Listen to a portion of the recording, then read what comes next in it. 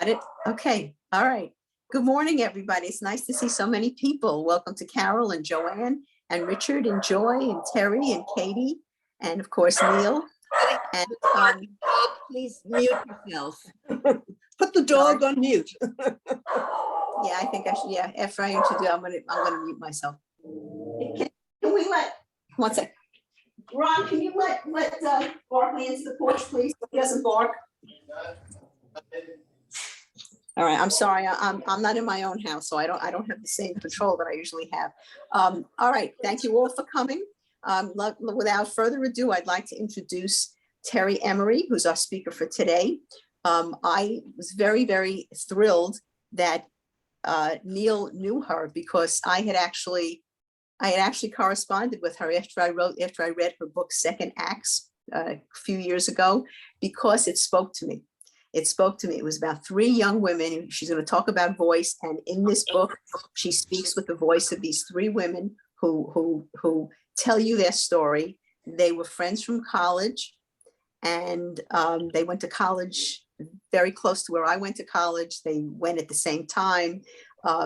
We had some of the same adventures. I didn't have such a colorful life as they did, but we had some of the same adventures, and I felt very, very connected. Anyhow, I wrote to her because I was in the process of writing my book, 50 States, and I asked her as a local author her advice about a publisher. We had a nice back and forth.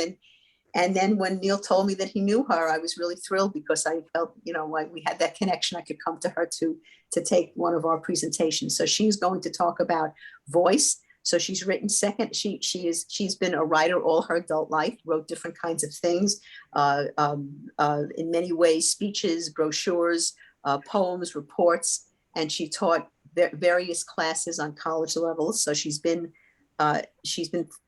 involved in all aspects of writing. And then as a fairly recent thing, she became an author. So Second Acts was her first book, and she has a sequel coming out, which is called The Right Regrets. Kind of hard to say, Terry. The Right Regrets. And she's going to speak to us about creating voice in our characters. So I think, I think we'll benefit a lot from this. So without further ado, I'm going to introduce Terry and let her take it away. Thank you. Okay, thanks, Lynn. It's a nice introduction. One of the things I didn't mention when you asked me about my background is that I wrote a magazine column, a humor column for a city magazine when I lived in Florida for 15 very long years. And I wrote a humor column, and I had never done journalism before. I hadn't had any training in it. And it was great training because when you write for a publication like that on a monthly basis, they tell you how many words and they tell you when it's due. And if you don't have the right number of words and you don't get it in on deadline, you're sunk. So that's if you have a chance to write for a publication on a regular basis, it's great training for a writer. So I did want to mention that. Anyway, what I'm going to do is read you my thoughts. I'm going to read you what I wrote about creating voice in your characters, and you are welcome to take notes, interrupt if you feel the urge, but at the end there'll be a chance for some give and take, and you can ask me anything at all. So I'm going to begin with the first piece of advice I give to any writer who wants to get published, and that is the first 5 to 10 pages of what you write are the most important. That's all that the person you send your manuscript to is going to read. And you identify a publisher or an agent you'd like to read your work. The agent or the publisher may say, send me the first 50 pages. Trust me, they're only going to read the first 5. And the person you're writing to is not going to read it. They're going to give it to the summer intern because they don't know you. And so you are in what they call the slush pile, and in order to get out of the slush pile and get noticed, that first 5 to 10 pages has to grab the publisher and pull the reader in. If you've read Amazon reviews of books, you can probably tell most of the people who wrote them, well, not most, but many of those reviews were written after the person read 5 pages or 10 pages. They don't wait to read the whole thing before they let loose. Okay. So now in those first 5 to 10 pages, you're going to be introducing a main character and maybe other characters. The main character especially has to be strong, unique, and consistent through the story. Okay, that's really important. That helps to build a voice that's recognizable and that will keep your reader engaged. Your reader will view whoever is introduced or speaks first in the story as your main character, and that character will set the tone for the story. My book, Lynn mentioned that in second acts, I've got 3 narrators. Why 3? Why did I make my life more complicated? That's the way the story came to me. I heard it. I don't want to sound like I'm hearing voices. I'm crazy, but I did hear it that way. I heard three distinct voices. When I wrote it, I thought that all 3 of them were carrying their weight equally. Each of them moves the story along equally. An award-winning novelist I had the privilege of working with, he was a colleague of mine at Hunter College in New York. He told me that he read my early draft, and he said, Sarah, the first person who speaks in my book, Sarah's not strong enough. You know, she's the main character. I said, well, no, she's not. She's a third of the story. He said, nope, your reader will see her as the main character. And you got to get out some of that description and narration and get her speaking. They've got to hear her voice at the beginning, because no matter what you think, the first character to speak, or if you're not writing in the first person, the first character you introduce will be seen by the reader as the main character. And so you need to make your characters strong and easily definable at their.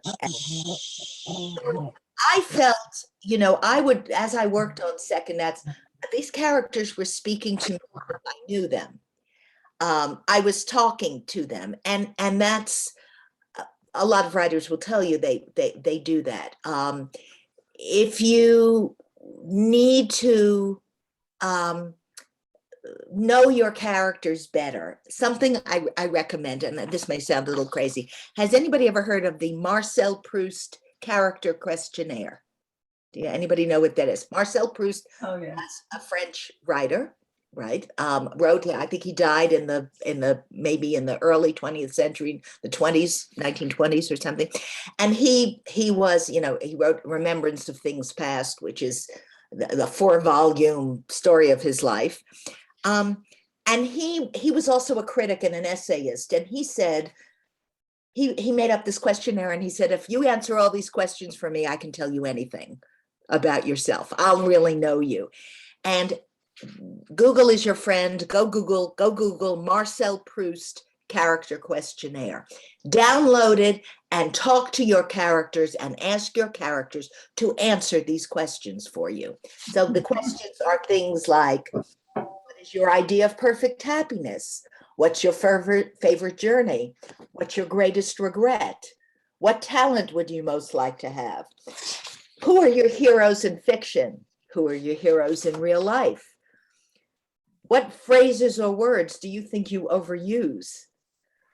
How would you like to die? What living person do you most admire? On what occasions do you lie? Now, it's interesting to answer these questions, but it will be very helpful to you to get your characters to answer these questions. And you will learn something about them. You'll also learn something about yourself as a writer. I mentioned earlier that your characters have to be consistent. People are full of surprises, and yet people are usually consistent with their basic traits. Your characters have to be that way. If you think about beloved characters from long-running TV series and how viewers kept going back because they wanted to see them, because they fell in love with these characters, they related to them, they identified with them. So one of my guilty pleasures during COVID is that I have seen every episode of Columbo, right? The old that was I watch every episode, some of them several times, and the writing is brilliant, and I love Peter Falk. Now, and think about Columbo. We know that character. We know his quirks. We know how he's going to respond in certain situations without his being predictable or boring in important ways. Same with the women in Sex and the City. Think of the women in Sex and the City. The series, they were consistent from beginning to end. They had adventures that were surprising, but they were themselves from beginning to end. So if Lieutenant Columbo suddenly started taking bribes, or Carrie Bradshaw on Sex and the City suddenly got religion, I think they would have lost their audiences, right? So consistency beginning to end, that's really important. If you're writing a memoir, I understand some of you are working on memoirs. If you're writing a memoir, then your main character is you. And it wouldn't be a bad idea if you gave yourself the Proust questionnaire for purposes of your memoir. Your challenge will be to find the facets of your life that most fit with the image you want to create, the mood you want to set, the piece of your life, that story that you want to tell. Most people live multiple lives, and it's unlikely that any of them will fit in one book. But I'm telling you, that questionnaire will help you reveal aspects of your persona that will be very useful. I suggest, no matter what you are writing, a memoir, a children's book, science fiction, whatever, that you read the very best writers in that genre. Again, Google is your friend. Go on the internet, find the prize-winning authors, the authors who have stayed, who have built a following and stayed and kept their following. When this crazy idea of writing in 3 voices came to me to write second acts, I reread a book that I found remarkable in many ways. It's called The Joy Luck Club by Amy Ted. She's got 4 narrators in that book.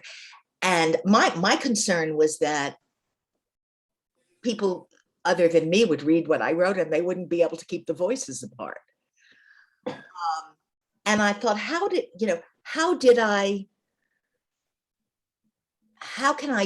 I make sure that other people will hear these voices distinct from each other the way I did? And so I reread The Joy Luck Club to see how Amy Tan did it. And by the way, if you haven't read the book, if you haven't seen the movie, it's the best adaptation of a movie adaptation of a complicated novel I think I've ever seen. And so if you're having trouble with some aspect of creating your character, take a look at how the pros do it. Back to the first 10 pages where you're introducing your character. Okay, first 5 to 10 pages. My suggestion is that you start with dialogue. Start with dialogue. Dialogue, let your character speak. In the end, you may edit it and take out some of the dialogue. But the problem with narration or description that's not dialogue is that it slows things down. It slows down the pace of the story. I have particular trouble with that when I write. I'm so eager for my reader to know every little detail about my characters that I tend to put in more narration and description than I should. And for the first time in my writing career, I am part of a book of a writers group. There are only 3 of us. The other 2 are in New York. Thank you, Zoom. We can now meet regularly, and we exchange our work. These are, one is a playwright and an actress. The other is a playwright, novelist, and actress.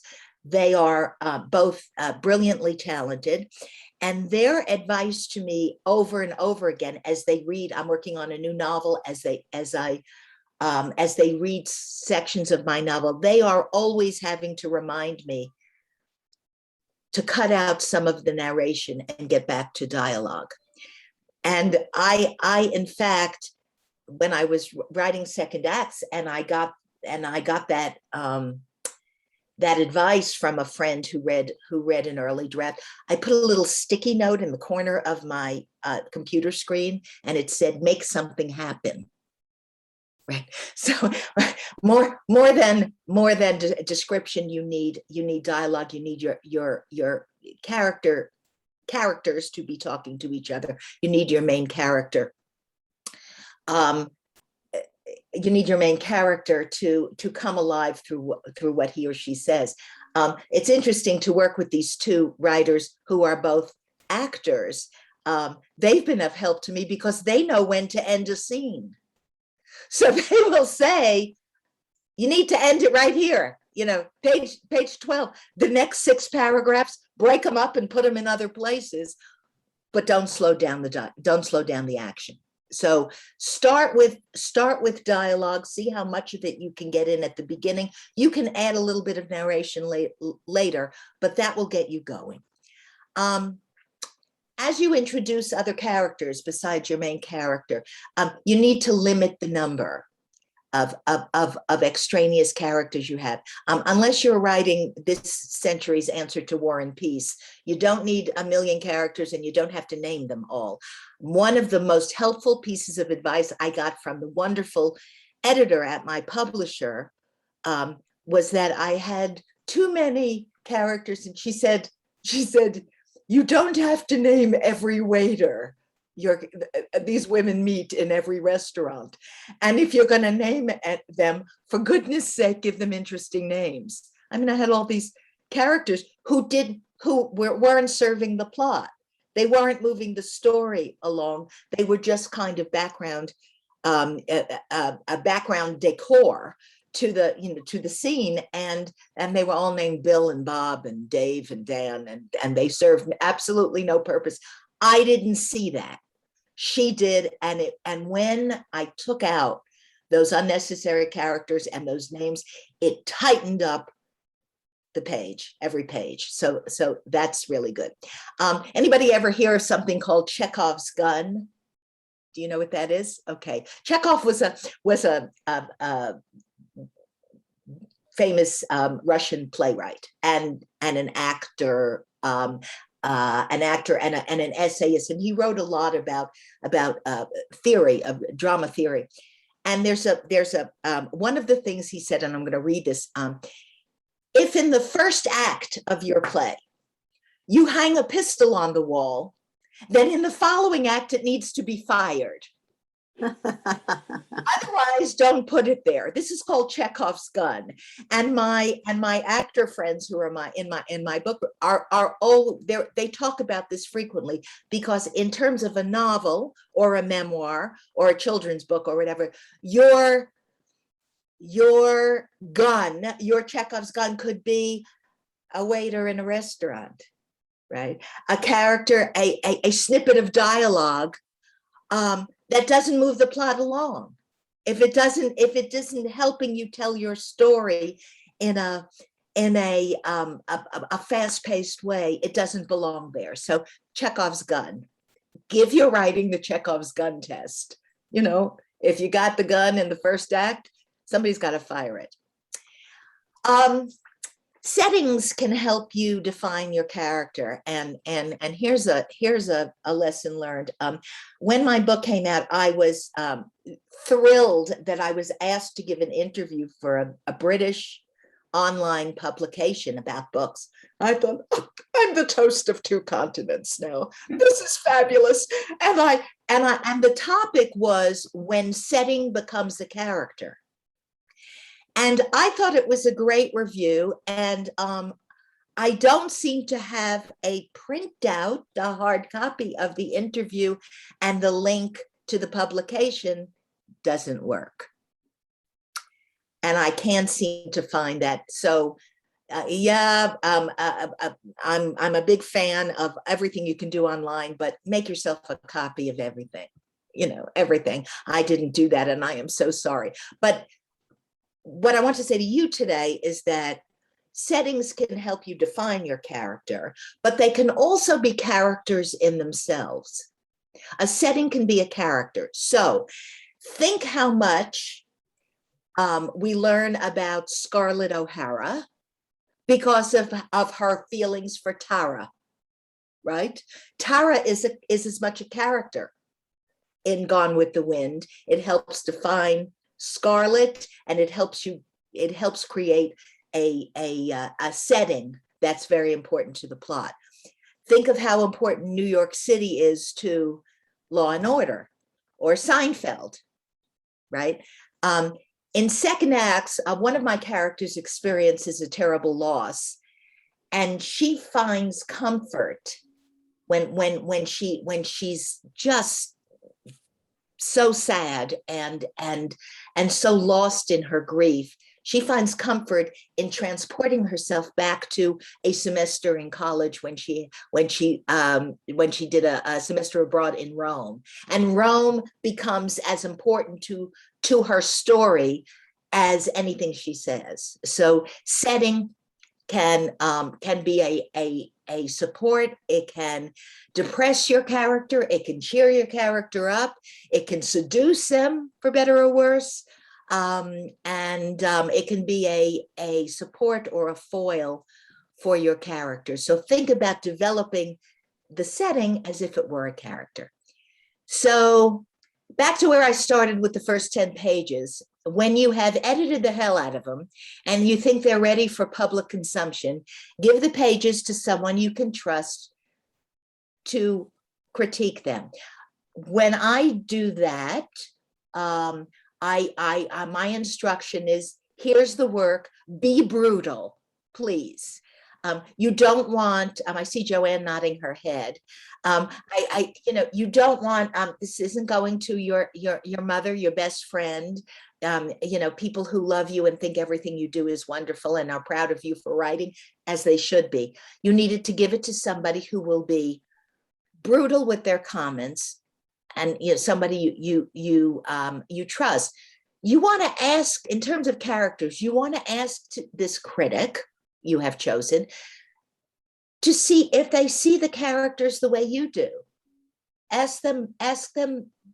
I was hoping my character would be vulnerable in this chapter, or super smart in this chapter, or romantic or sentimental or difficult. Did you get that when you read this? Is my hero heroic enough? Is my villain villainous enough? A reader seeing it with new eyes will let you know whether or not you've done what you set out to do. And most of all, you need to ask this critic you have chosen, do you want to spend more time with this character? Is this somebody you want to be with? I have seen a lot of, when I taught writing, because I was working with college kids, I always included a lot of pop culture in my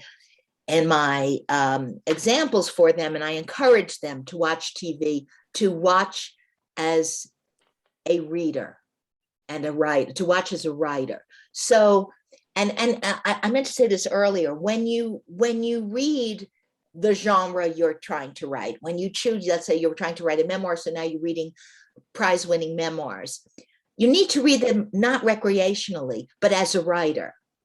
You need to have goals when you are reading this, so that you're looking for how this writer handled the issue that you're having trouble with.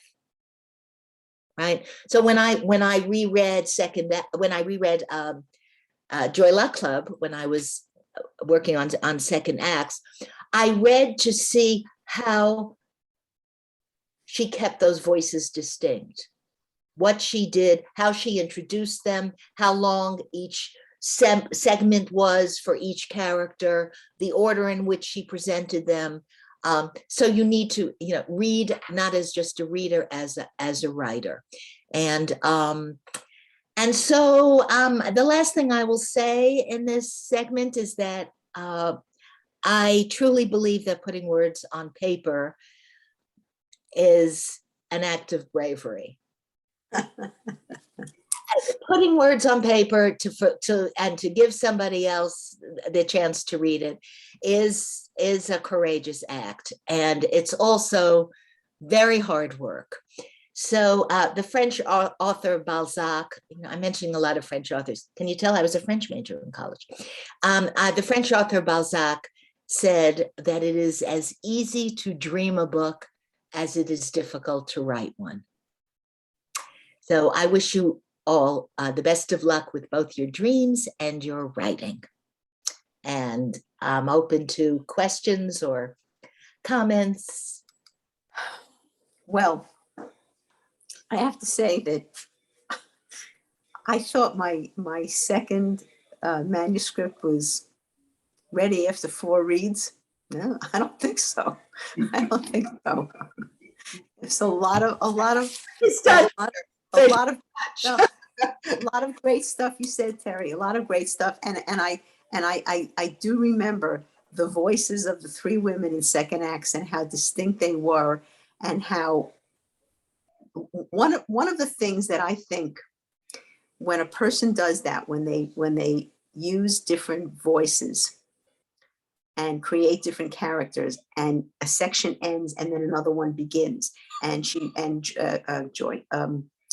Terry goes from one to the other, then back again. So it's not like a third of the book is Sarah, a third of the book is, I can't remember the 3 names, but it's not like that. It's back and forth and back and forth. And what I've learned about that kind of structure is it gives you a little break in the action. If something is getting too dramatic or too tense, or you don't know how it's going to be resolved, well, you have to read on, and she's going to come back and resolve it.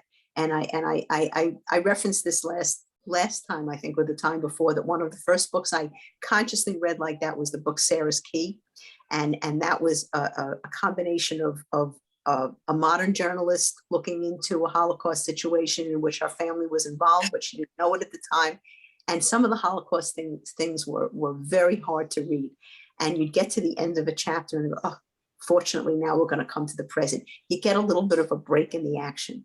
And the author does that intentionally, maybe to break up the intensity of something and to keep you coming back.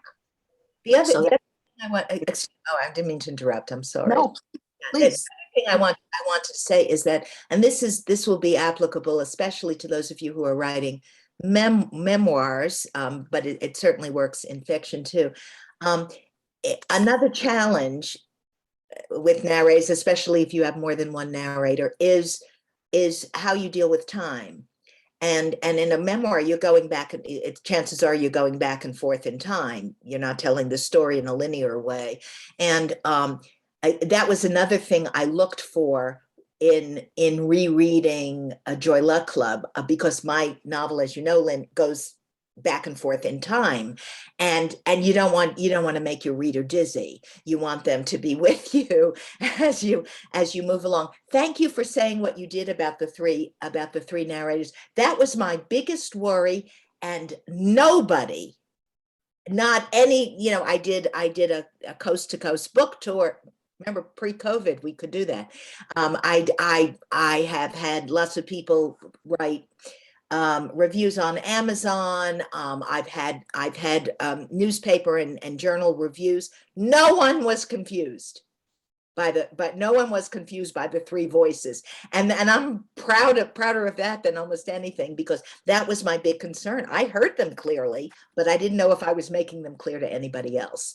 And part of it was because I was, in addition to having the three of them move the story along in their own way, each in their own way, I was going back and forth in time. So, So, yes.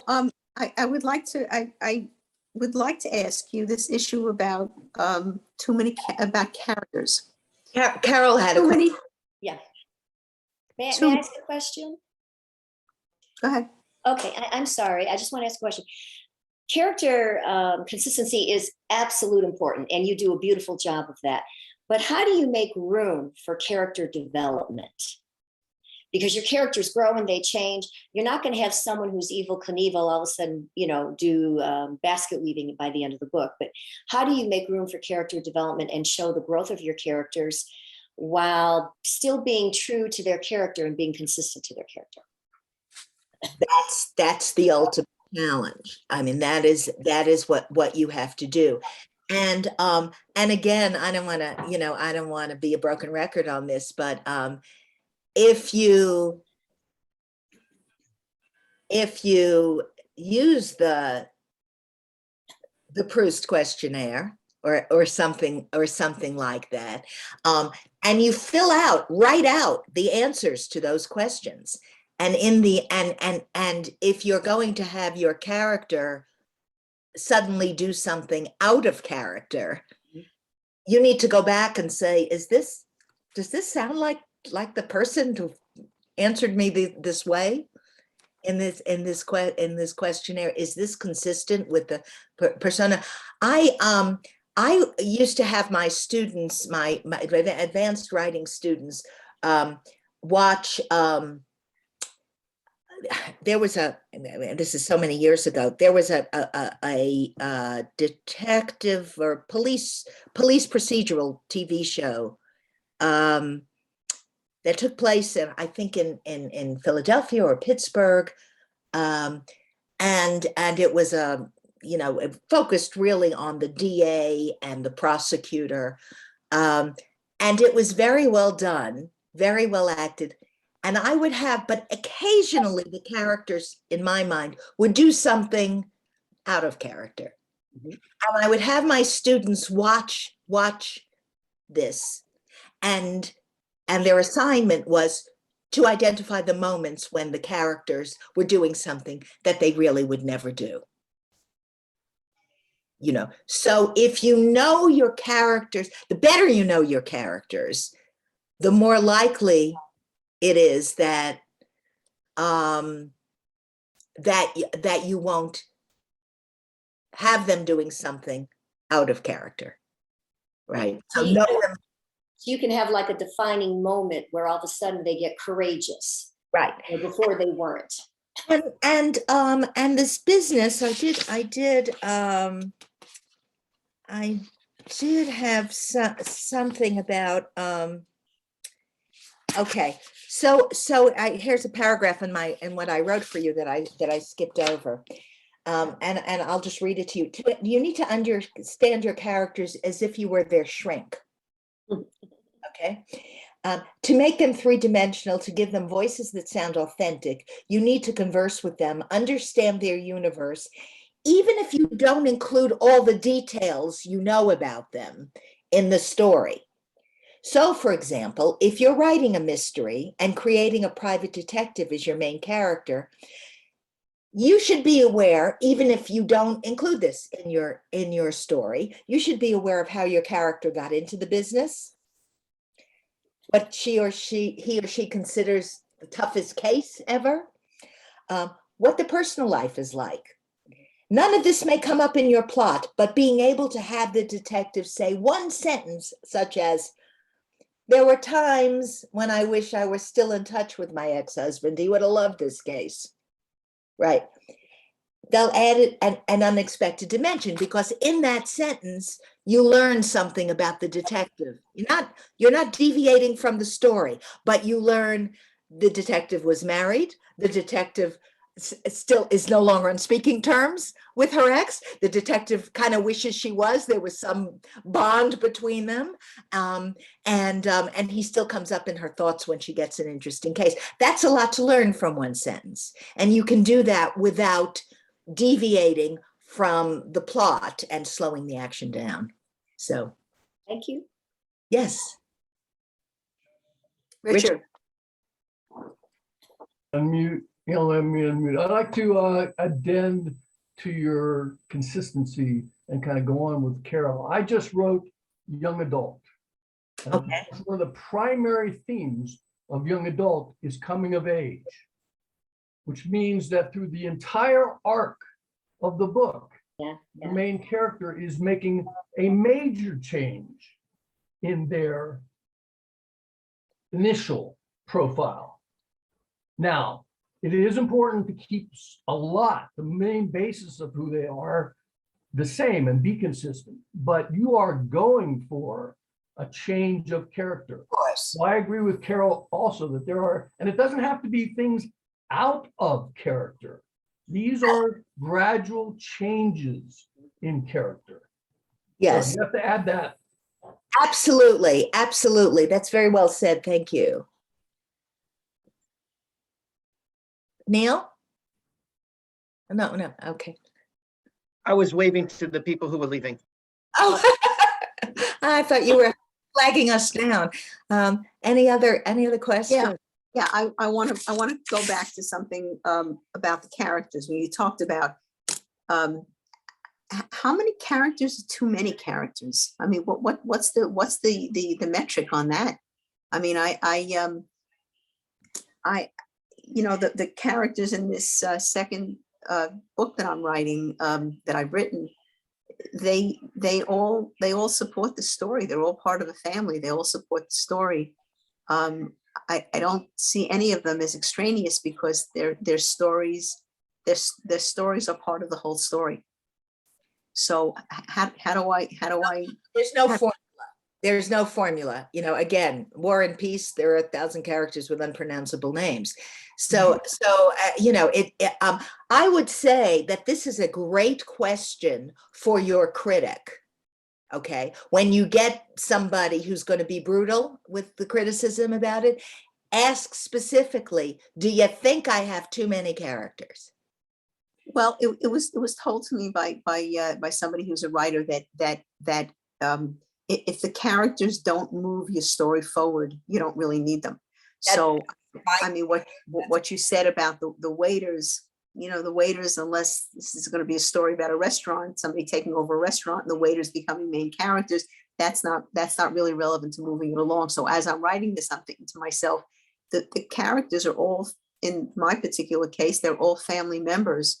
They're not outsiders, and they all have a role in moving the story forward. So I feel good about the characters that I have, but I've read books where there are too many characters and they take away from the main idea. So I have to, I guess, ferret that out a little bit. Yes, take a couple of the minor characters and ask yourself how the story would be without them. One at a time. If this character disappeared from the story and I took the important elements of that person's persona and gave it to somebody else and gave those qualities to somebody else, would that unclutter? You don't want it to be cluttered, and only you have a sense. If you need all of them, you need all of them, but again, find a critic, find the right critic.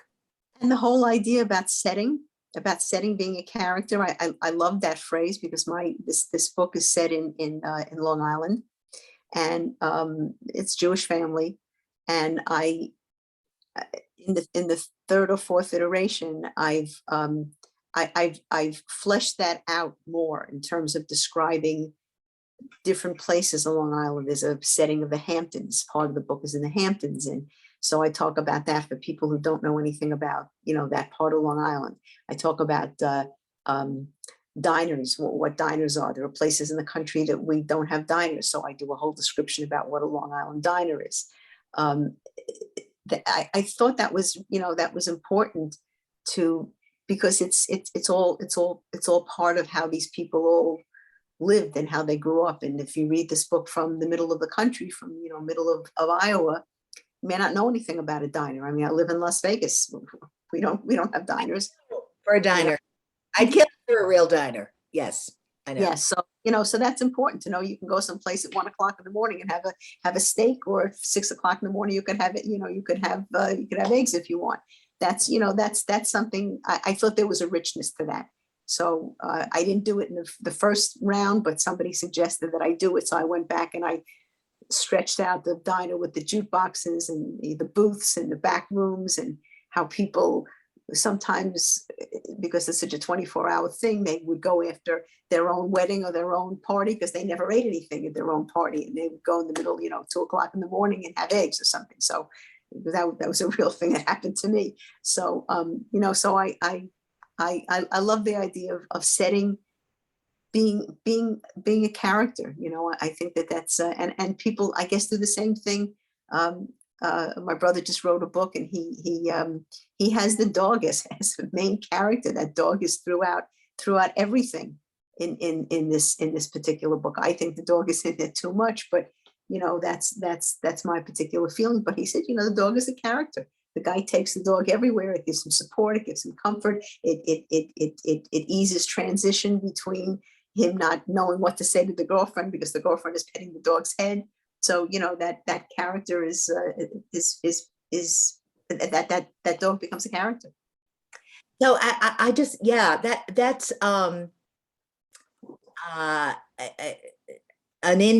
first of all, I just wrote a scene for my new novel that takes place in a diner. So I'm you know, in New York. So that's kind of funny to hear you talk about that.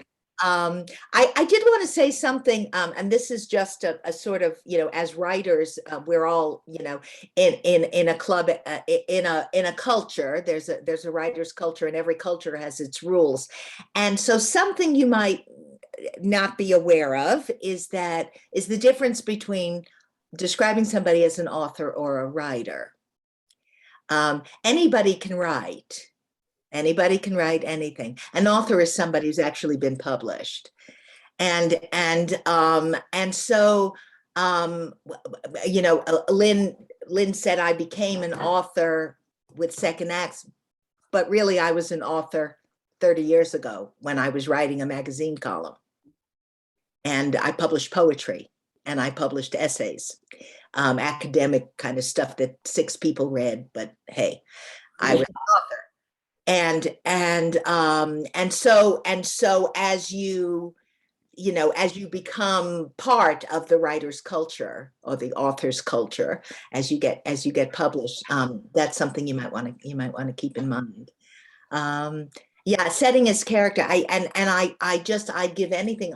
I'm about to write an email to everyone I might have at the time sent this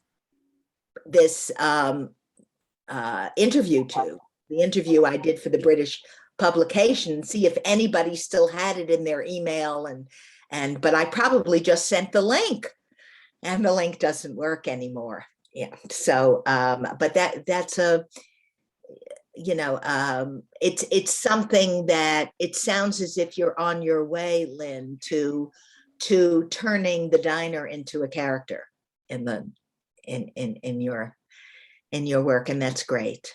Well, several important conversations happen in a diner.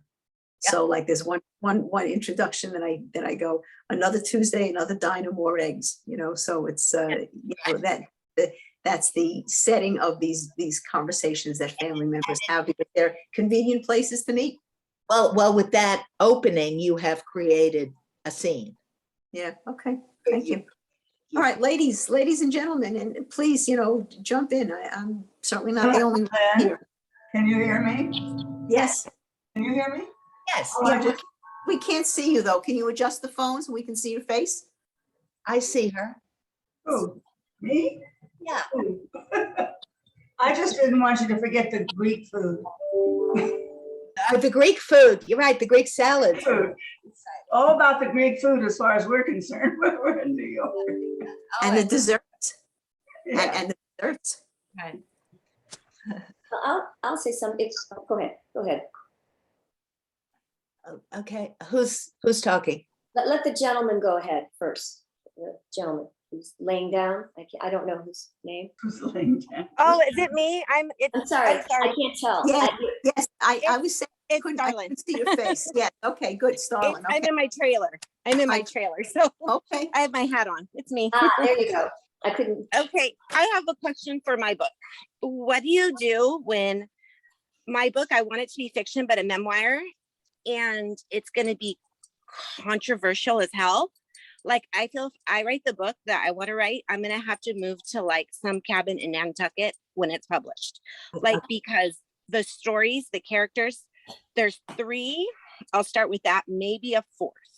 And the 2 characters, because me and my daughter and my mom experienced this traumatic event together, our stories and the way we are so interwoven, you can't take one out. And the way that, if I'm honest, my mom's not going to like how this book comes out. So that's one thing. And the 4th character is actually very controversial, but I think needs to be in the book, and people aren't going to like it. It's actually the shooter. Because I looked at it like, who was this guy in the 4th grade? I'm a teacher. So I kind of researched who are these people in the 4th grade? What leads to this? And learned a lot about his background. Again, no one's going to like that. No one wants to mention his name. So like, I feel if I write the book I want to write, the way that I want the story, I'm going to have to leave the country. I mean, I'm being honest. Right, yeah, well, let me start with, what is your name? What is your name? Oh, I'm iPhone, but I'm Starlin. Starling? Starlin. Starling. Star's fine. Star's fine. Okay, Star.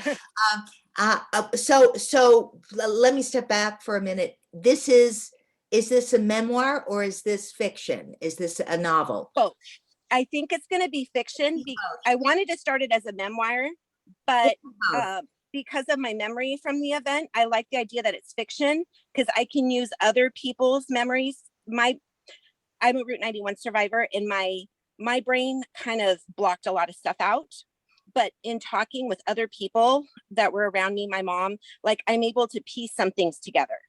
I see. So, Okay. so that's why I want to go the fiction route. Yeah, well, it needs to be one or the other. If you Okay. want anybody to read this, it needs to be one or the other. And those of you who have authors among us who have published, you know that one of the questions you're going to be asked is, on what shelf at Barnes and Noble? Remember when we used to be able to get, Yeah. on what Yes. shelf does it belong? Very true. And so you need to, I would, if I were you, I wouldn't for now worry about how anybody else is going to react. I would tell my story. I would tell my story in as authentic a way as I can. And if you begin, I mean, you said something significant here. You said there are pieces of this story that are lost to me, but this is what I remember. And some other people have helped me fill in some of the gaps. I would start there. I would, because Oh, okay. that lets your reader know what to expect from you. They know you're telling a story as best you can. And I would be careful as the story unfolds onto the page that you identify clearly what parts are actual memories of yours and what parts are from other people who are helping you fill in those gaps. But I think do not worry what anybody else is going to think about it for now. Tell your story, and then you'll be able to go from there. Does that make sense? It does. Yeah. Yeah. It's just hard because I put stuff on paper and then I throw it away because I'm like I still have that. If I'm going to tell the authentic story, like, there's so many things, like, even people very close to me don't know. And I don't know if I want that. Oh, it's just touchy. Don't throw anything away. Don't put Okay. anything away. Anything away. Keep it all. You never know. Don't throw Okay. anything away and just keep writing. Keep And telling. Star, there is a genre called fictional autobiography, such as Okay. Catcher in the Rye, Dandelion Wine. So if you want to go the route where it is based on truth, but you want to make it a fiction, that is a possible route to go. Right. Yeah, there's a book that I'm trying to get through that I read before this all happened to me called 19 Minutes by Jodi Picoult. Yes. And Oh, yeah. it's about it was written after Columbine.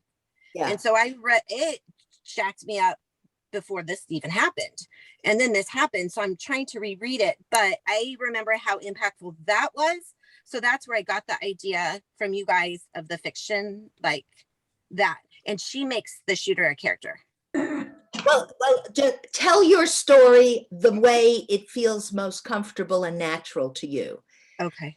And once you get a first draft of this of the elements of the story, then you make a decision. Do I want to tell this as a straight up memoir? Do I want to fictionalize it? Do I want a novel based on a true story? It's up to Okay. you.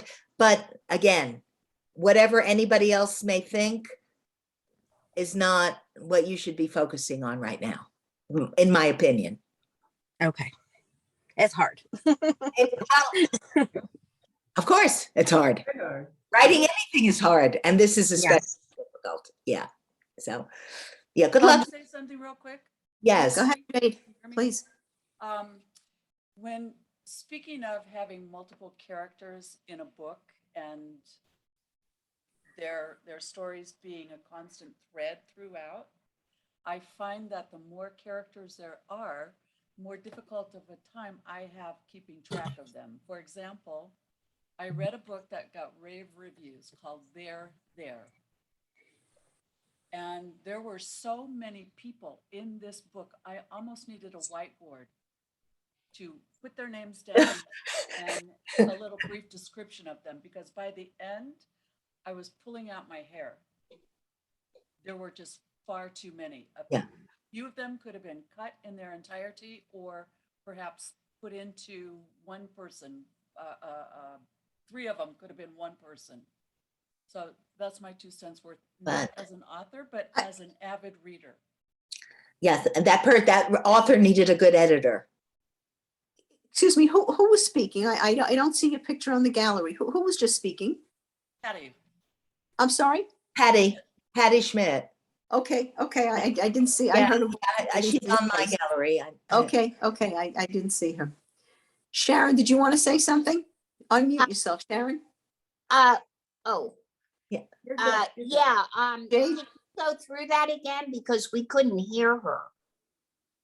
It was very difficult. no, To hear, we just didn't see her. If she could just repeat her question or comment. Peggy, can you do that? Unmute yourself and do Patty. it again? Patty. So That's Patty. Patty. Sure. Can you hear me now? Yes. I don't know what's wrong with this computer today. What I was saying was too many characters in a story were on occasion difficult to keep track of. For example, I read the book There, which got rave reviews, and it was a very compelling story. But by the end, it was so confounding to me because there were too many people to keep track of. One person could have been three. Three people could have been one, rather than have all these people and all their stories, and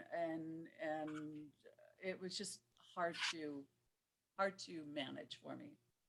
And I read all the time, so it's not like I'm a novice at it. I do my best to keep track, but this was way too much. So he could Well, have.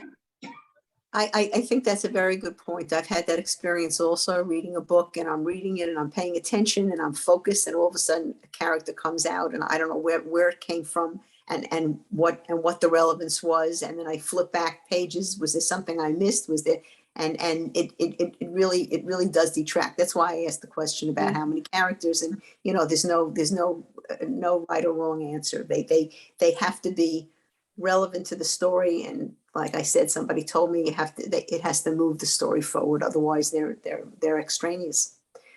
I want to ask Michael, can I ask Michael, can you unmute yourself? Michael, unmute yourself. This is a new person who joined our group. Michael, can we help you with anything? This is Michael from Australia, who I met on the tennis court. And he's joined our group, and I know he had written something and was looking for a little guidance. Is there something that Terry can help you with? The only thing really, and I've enjoyed this immensely, and I've made a bucket of notes here, and I'm going to share these with my we'll call him a co-writer at this point, because we've only self-published, so I can't really call us authors yet.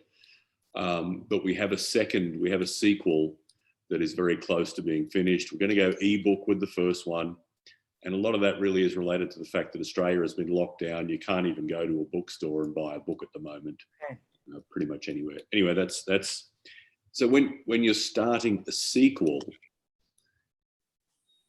I would imagine, yes, some of the same rules apply, but some of them don't. You have a little more freedom to do different things and not, and also there's I watched a blog from somebody, as your characters develop and you get to a second or a third or whatever iteration of something, your ability to use suspension of disbelief, you have more free rein to go further, become more outrageous with the characters, or have them in more expansive situations maybe. Can you comment on that? Well, it's interesting. As I started to write the sequel to Second Act, which is called The Right Regrets, the challenge for me, I'm trying to think who's my reader. If the reader read Second Act, somebody picks up this book in the bookstore and says, "Oh, good, more about these characters I met in Second Acts," that's a little easier. You don't want to bore that person by talking about the stuff to remind them who the characters are. And then you have somebody who just picks up the book and says, "Gee, this looks interesting," and knows nothing about the original, right? Nothing about the first in the series.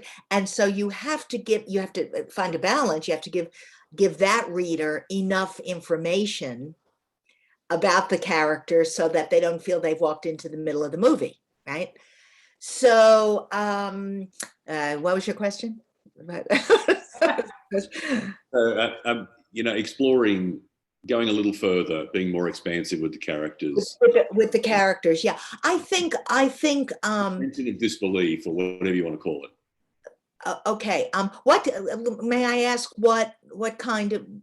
Give me a thumbnail sketch of the first book. What was the first book? I joined the military when I was 15 years old in Australia as an apprentice. We are all herded onto a military aircraft, flown. None of us have probably been on an airplane. Some of us are away from our parents. Some of us, some people miss their parents. You're all thrown together. We're basically a bunch of teenage kids, unsupervised, no adult supervision. So we get into trouble fairly quickly and fairly early on various fronts. And when I look back, and so a friend of mine and I, who joined up at the same time, have written this, and we're just using some of the basis and then extrapolating in different directions and doing different things. So are you taking your characters beyond the military? We will, but that's probably book 3. Oh, okay. Okay. So this is more of the story you told in the. Yeah, it's a follow on. There's a gap. Some things have changed, some things have moved on, some have stayed the same. The core characters remain the same. So I've got good news and bad news for you, Michael. The good news is that this sounds like the kind of story that, I mean, just the way you've presented the overview here, it sounds like a story that's going to grab people's attention. The bad news is, for the or the challenging part is, for the first, I think for you, those first 5 pages of this book you're working on are going to be critical. You are going to have to, in that, establish the most important characteristics of the most important characters you created in the first book, and you have to find a way to do that. You may think about doing a retrospective, sort of a flashback, so that the characters who are speaking. We have done that. You have done that. Great minds think alike. How's that? So you have, but you're going to, I hope, rewrite those first 5 pages 150 times, because you want to make sure that every word in that beginning serves the purpose of painting a picture of the characters that somebody who didn't read book 1 will be able to relate to.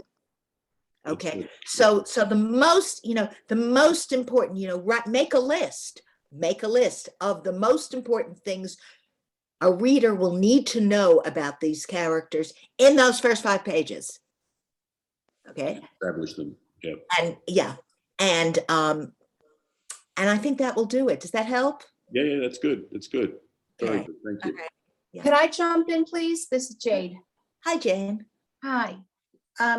Well, thank you so much for your guidelines with your characters. I'm actually thinking about 2 books. I know this sounds crazy, but I'm going around in a circle with the book I'm working on. And your points are well taken, and I had listened to Lynn and everybody else. With my particular storyline, mine also is a family, and I go with the premise, if it adds to the entire storyline, if it's an integral part, they need to be there. If it's fluff, like you're saying about the waiter, you don't need that. You might not even name your waiter, say. Okay. That said, I'm tabling that idea for now because I have so much information. Like I said, I'm going around and around and around, and I'm getting nowhere. So I have seen these books a while, and I just went to the library again, because everything has to be modeled for a children's book, if you will. And I'm now going back to this simple idea, and I know I will get a book written from this. It's the ABC concept. So these were just put out the summer of 21, okay? And my book is going to be called, I already have the title, I have the cover, because I think Joanne had mentioned also, think about the cover, The ABC of the America Pica. So it's going to be simple facts about that particular critter. And then my second book, it's not going to be a series, but my second book is going to be the story of family about all the things that happen to them.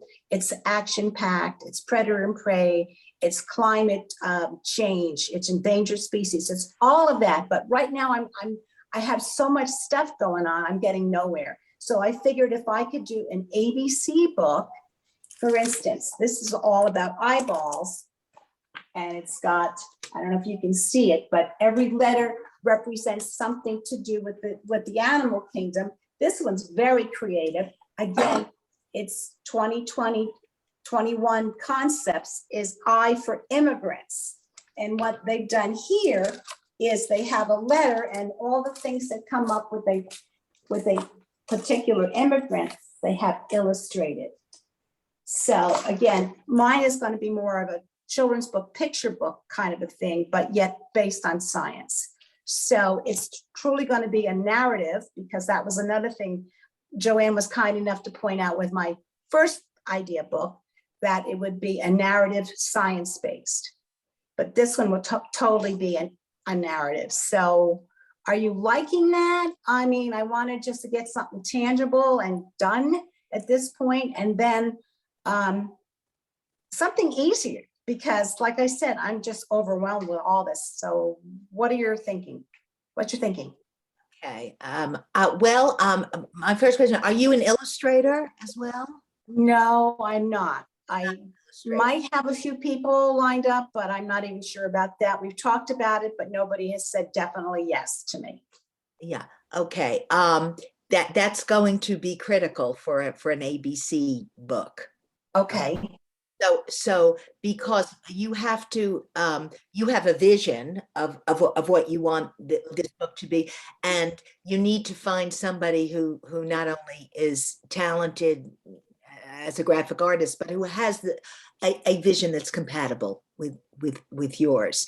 And and my guess is, yeah, say you want something easy. Well, you're in the wrong business if you want something easy. well, I know.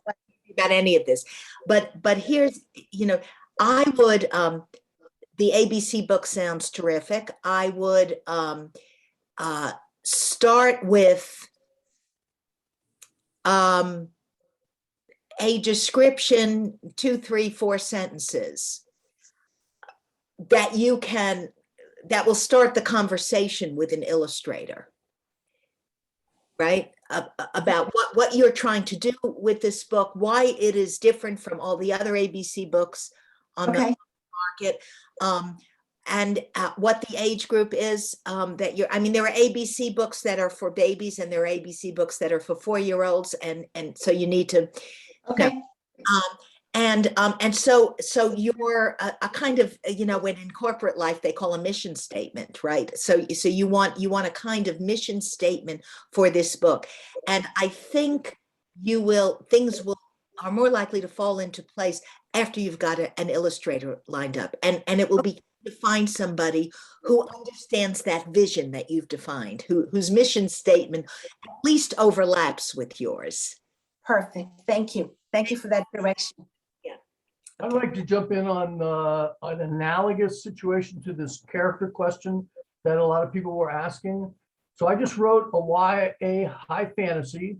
The world has 8 colored moons, 12 creature and human types, 15 enchantments, on and on and on. And what I found was that when I was on a particular scene, I don't mention anything that's irrelevant to that scene. And if it's something that's going to come up over again, like the green moon, whose name when I first introduced it is Week, so I have all these crazy names. Later on, when I talk about it in the moon, I don't call it Week. I call it the green moon, so that you don't have to try to remember all the names. So That's focus on what you're actually saying at the time and not worry about the expanse except for where they are important. Let me tell that's such an important point. Thank you. When I had my early draft of by the way, my book started, Second Acts began in a completely different way. The story, I wrote a short story. A friend of mine had lost her college-age son. He suicided.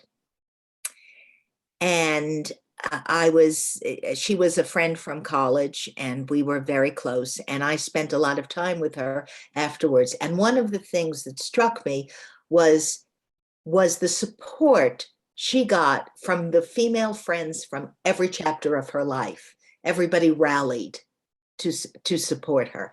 And I wanted to write a short story about that kind of friendship and how important it was.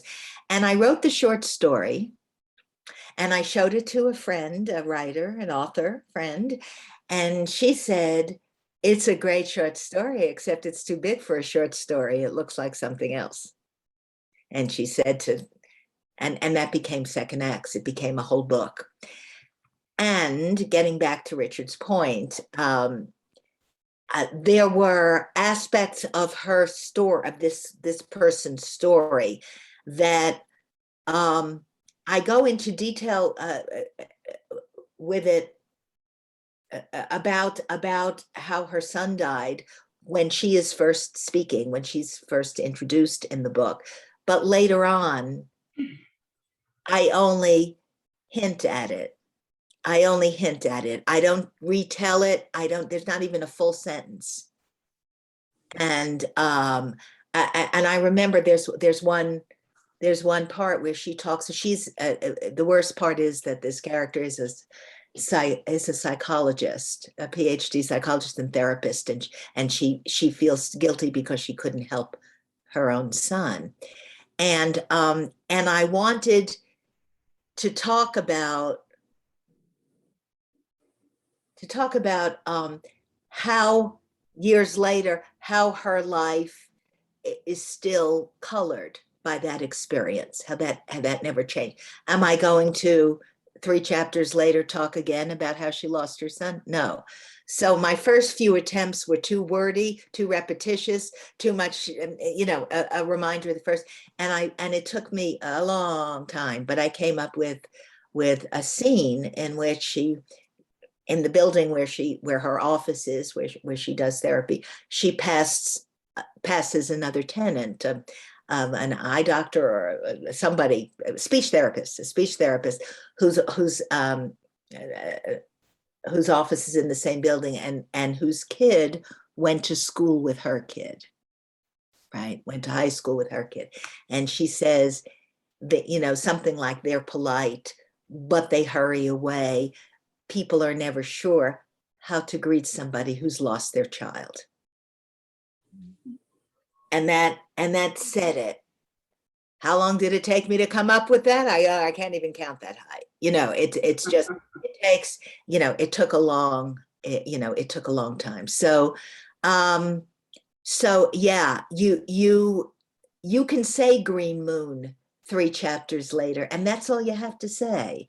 That's all. And that you recognize that is so important, right? Sometimes in our own work, we don't recognize that, and that's where your critic comes in.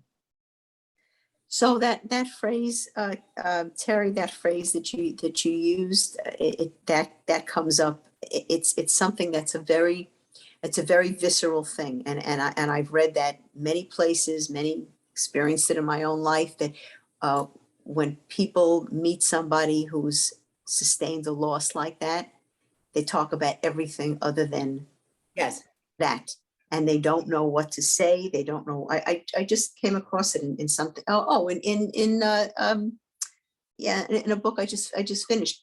They don't know what to say, and people tend to go around. The expression is circle the airport, and they don't really say what they want to say. And sometimes the person who sustained the loss very much wants that acknowledgement, as opposed to, the person wasn't worth even mentioning it, now. So that's just that phrase that Terry used. It really says volumes, and it says volumes about anybody who's sustained a loss, whether it be a parent, whether it be a child, whether it be a spouse. That kind of discomfiture that people have about it. I think we've all experienced that in some way. And in terms of writing, as a writer, I want to do that in as few words as possible. I want to do it in 1 sentence. Because it's not necessary. It's not necessary because people know what it is. It's just adding a dimension to this character. So from the sentence, we know that she has had numerous encounters with people that has made her understand that so many people are uncomfortable. But it had to be done. It was my green moon, Richard. It was my green moon, right? And I just wanted to say, look at the green moon, and not talk again about what the green moon means. So it sounds like you're doing great. Anybody else? Can we, Katie, we haven't heard from you. Would you like to jump in? Is there something you want to ask Terry? Katie? No, I'm just immensely enjoying everything she's saying. I thank you so much, Terry. You Oh, my pleasure. illuminated a lot for me. Okay. I'm struggling a little bit because what I'm considering writing is not really going to be not much toward the fiction genre. So I don't really, but I love everything. I've written a lot of it down about the character questionnaire. And So what are you writing? What are you thinking about writing? oh, kind of a memoir, or alternatively, sort of a sound bites from people I meet in various. gambling. In gambling. Well, it's not gambling. It's poker. Poker's a game of skill. My late husband, Sorry. was a poker player. My late husband was a professional poker player. I Is met that right? he was Ken Emery Okay. was his name, and he a long story, but he was my second husband. He died suddenly 4 years ago. He died 6 weeks before my book came out. I'm so sorry, Terry. My first novel. I'm scheduled for a coast to coast tour, and he had the bad timing to have a heart attack and die unexpectedly on the spot. And I my family would not let me cancel the tour, and the tour saved my life in a way. I mean, it brought me it was a big help. But that's a very colorful, interesting world, Katie. Well, And it is, and you meet people from every imaginable walk of life, and the stories that you hear and the little snippets of insight into people. I just find it so fascinating, just sitting there at the poker table and you witness so much. So that was what Katie said the first session we had. That was what Katie said that she thought she might write about, the little stories about people, and she called it, her expression was snippets of a lifetime. And I wrote it down and I said, that's your title, Snippets of a Lifetime. Of humanity, yeah. Of humanity. Sorry, I don't have my notes from last week. You're right. Snippets of there are books. A lot of people have written about that world. A lot of movies have been made about that world. I know, I've read many. And so fiction or nonfiction, the rules are the same. You've got to find an angle that's new, that's fresh, that will interest somebody besides you. Right. Right. And the characters, if you're telling the story, if you are inserting yourself into the story and saying, not Joe Blow was an interesting poker player, but the first time I met Joe Blow, he was. So if you're there, if you're in, then you are the character. You're the main character of this story, and you need to create a voice for yourself that will draw people in, that will make people feel comfortable, and that will be consistent throughout. You have many aspects to your life, I'm sure, besides poker and that world. So you have to choose a voice of your many voices to tell that story. Okay, and you need to tell it in a way that is you need to have an angle that hasn't been done yet. Right. And reading other poker memoirs will help you with that. So that's going to be your challenge. There's always a challenge in writing, and yours is going to be to tell your story in a unique way, in a way that hasn't been told, to give some a window into the poker world that nobody has opened yet. Right. One last question, Terry. What was your late husband's first name again? Ken. H-E-N? Ken. K-E-N. Ken. Oh, that was my brother's name. Ken. Okay. Yeah. Yes. Joy and Judith, we have about 10 minutes left. If either one of you would like to ask Terry a question, please, we heard from everybody today. If you have something you'd like to ask the expert. Joy, unmute I yourself. want to Joy. thank You go, Terry. Joanne, go. Thank you, dear. I want to thank Terry. It was, everything was spot on and just absolutely resonated and was delightful. So thank you, Terry. Oh, Joanne, thank you. I'm sorry that I wasn't able to be at yours, but I will look at it online. Thank you. Yes, yes. And yes. then I wanted to say to Katie, as she was talking, I was captured by the auditory aspect of the snippets. Now, maybe there's visual too, but today she seemed to be saying, I kept hearing different things. And then I started hearing kind of echoes of Carl Sandburg and even George Gershwin, Rhapsody in Blue. It became almost an auditory memoir. And I was wondering if you could distill some of the sounds that are kernels of those snippets and maybe even create a little poem where those things kind of flash by your ears as you're doing the dealing or whatever you're doing, the sound of the machine, the sound of people just winning, just create a sound memoir of one of those evenings or afternoons. And I think that might provide you a real jumping off spot for what comes next. That's interesting, Joanne. Thank you, because there's so much background going on as well.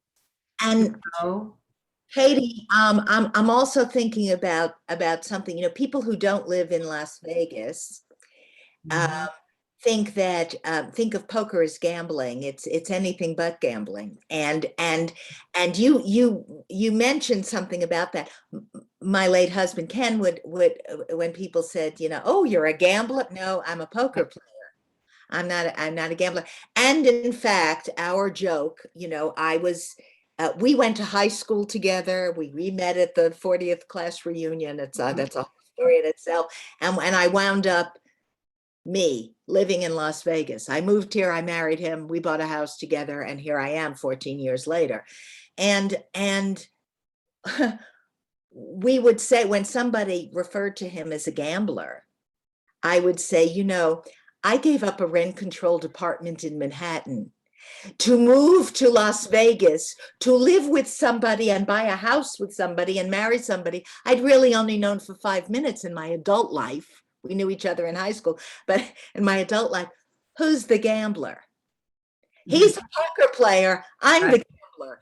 And so, and in fact, in temperament, he was much more reserved and careful and cautious than I am. I'm the risk taker, and that is why he made a better poker player than I would have made. You have to be analytical. The other thing is, a lot of people who don't know poker rooms in Las Vegas, they think of, and I sometimes hesitate to say I'm a poker player because they think of these dark, you know, dank, depressing, smoky poker rooms from the 50s. And, you know, I play at the Wynn, which is ultra high end, right, posh, very moneyed clientele. So that's a good point to point this out to people who don't understand. And I like Joanne's point too, which is, you know, it's not just this table of 9 people, it's everything going on in the background, you know, from, you know, the people walking by, you know, to go to the clubs, to just everything going on. Right. So yeah, it's great. Thank you so much, everybody, for pointing. I gotta say something. You guys just, the 4th person in my book that I was referring to was a professional poker player. I know, Star. So what you guys just said, just well, he was mostly slots, video poker or something. Well, yeah, he did not play in the poker rooms. I never, and Star, I'm so, you know, captivated by what you've gone through, and I can't wait for your story to come out. And I just have so much respect for you. But I was paying so much attention to that story because of who he was. He was a machine player. He was not a table player. Right, correct. Yeah, Culture. So it's- different. That's different. totally okay. different. Yeah. Totally different. Oh, because I'm not a gambler, but I've learned a little bit because of my research. Yeah, a true professional poker player is extremely disciplined, restrained, analytical, strategic. That's what really goes into a very elite professional poker player. My late husband made his living. He never had a real job. Yeah. He never had a job. He made his living playing poker starting in the days when it wasn't respectable to do that. He made his living playing poker, and when we first moved in together, and I had an old a printer with a fax machine. He didn't know how to use the fax machine because he had never had a job where he had to learn how to use a fax machine. And that was, it was a whole different world. Anyway, Thank you. anybody have good luck, Katie. I want to hear more about what you're doing. Yeah. All right, we have just a couple of minutes. I had asked if Judith or Joy wants to jump in with any question they have. I don't know whether anybody heard me because we got diverted in another direction. Ladies, you have anything you'd like to say? I would like to just say thank you to Terry. I mean, can we adopt you or something? Oh, I'm so delighted. I just want to say something. If any of you are inspired to read Second Acts, that would be great. For that, and for every book you ever read by anybody, if you care about the author, do the author a favor and leave a review on Amazon. You don't have to, it doesn't have to be long. As long as it's a 5-star review. Amazon tracks those 5-star reviews, and they help market the book if you get a certain number of them. So that means the world to any author. So well, it's been a pleasure. Joanne's comment was brilliant as far as Katie's book. I just have never written a bloody thing except for a beauty book, because I knew that, but this is a fable, and you gave me so many new ideas, and now I have 14 beginnings that I have to figure out which one. That's the process. That's part of the process. Yeah. And I would only like to add how, without being just ditto, I have so appreciated what you all have to say. I've been part of a writers group for 12 years here in Las Vegas. We are not the ideal writers group. Unfortunately, we all love each other and are very laudatory and don't know how to offend. We stay away from offend. Anyhow, what we've done is be able to maintain 8 people who write and value each other's opinion and have been productive in that area. I unfortunately wrote my memoir and self-published it 6 years ago, too early, only because I thought I was coming toward the end of my life and I was past 80 and decided I had to write a cookbook for my children. And it started out to be all of the life experiences, where I've traveled and how I've cooked. And it turned into a memoir called A Life Not Auspicious, but Decidedly Delicious. And now, if I do anything, it will be to revise that memoir, if I can only find a hard copy of it. Anyhow, thank you for the inspiration. That's what I want. Oh, thank you. It's wonderful. Well, I think this was just a very, very rich session, and I thank everybody who participated. Everybody had interesting things to say, and the whole thrust of this is, if you listen to the presenter and you have ideas, or it gives you ideas, or it gives you something to think about with regard to your own writing. That's the whole, I use the expression pay it forward. Everybody went through these experiences. If you've written and you've tried to publish, or you have published, or you've had an editor read your work, these are all common things that we go through. And it's so honorable to have people share it, because these are real people sharing real experiences, and it gives life to the whole process, and it makes you know that in our little group here in Las Vegas, a lot of things happened, and that was the whole concept of this, taking local published people in our community who could talk about their experiences and lead us. And I think that that's what we've done. We have next week, we have our last session, and I'm thrilled to introduce this. This is a person who just wrote a novel called The Last Birthday Party. Happens to be my brother, and he's a writer in California. He writes for the newspaper. He's written many, many screenplays. He's been writing for over 30 years, and he's agreed to do a session on how to find a publisher. So even though that's down the road for many of us, gaining the experience of somebody who did an exhaustive search to find a publisher, he's going to talk about the types of publishers and maybe even agents, and how you go about finding somebody. And that's the end result of the writing. So sorry. Will you send the link or the name for all of the questions that we are to ask the characters to Neil, so that he can include that in this week's notes? Okay, I'm gonna, on the chat, I'm gonna write now, right? Yes, here we go. I'm gonna chat. It's Marcel Proust. Yeah. let me see, type message here. Okay.